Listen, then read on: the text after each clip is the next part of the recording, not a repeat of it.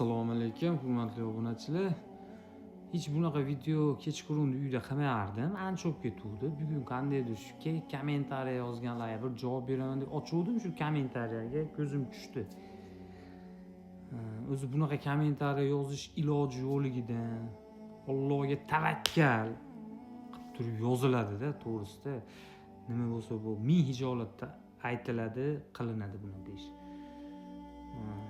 Rostdan sharoitingiz bo'lmasa, shu kunlarda sharoit bo'lmay, do'ppi-tor kelib, shunaqa holat bo'lib, o'zi bunday bo'lib qoladi-yu bir xilgi paytda.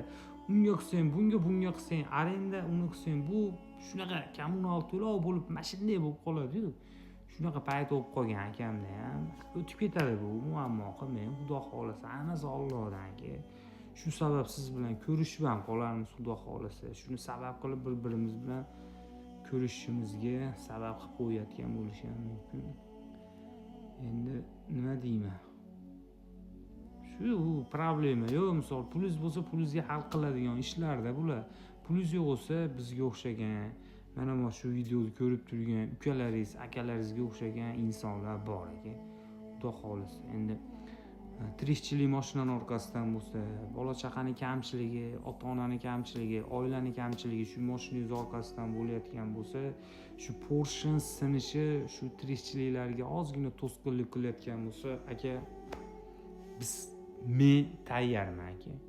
Bemalol keling aka. Ko'raylik mashinangiz. Balki bir dona Porsche bilan ish hal bo'lib qolar. Balki 4 ta Porsche qo'yamiz. Balki gilzingiz ishilishimiz mumkin. Keling aka, Xudo xolasa ko'rishamiz, gaplashamiz. Mana videoni ko'rayotganlar bor, like bosib, otangga rahmat deb qo'ysa, biz shu xursandmiz. Keling, ochamiz, ko'ramiz, gaplashamiz. Nima deysizlar, fikringlar qoldiringlar.